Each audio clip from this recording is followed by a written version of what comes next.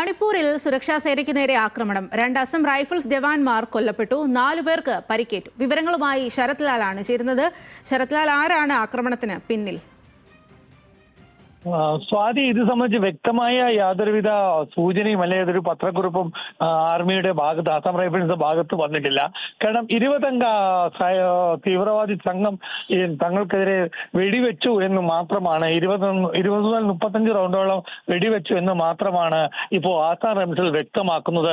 ഏതായാലും ആ പ്രദേശങ്ങളിൽ റെയ്ഡ് നടത്താൻ എത്തിയതായിരുന്നു ആസാം റൈഫിൾസ് സംഘം. അങ്ങനെയുള്ള ഏറ്റുമുട്ടലാണ് ഈ ഒളിഞ്ഞിരിക്കുന്ന തീവ്രവാദികൾ വെടിയുയർത്തത് എന്നാണ് ആസാം റൈഫിൾസിന്റെയും കേന്ദ്ര ആഭ്യന്തര മന്ത്രാലയത്തിന്റെയും വിശദീകരണം. ഏതായാലും 4 ജവാന്മാരുടെ 2 പേരുടെ പരിക്ക് ഗുരുതരമാണ്.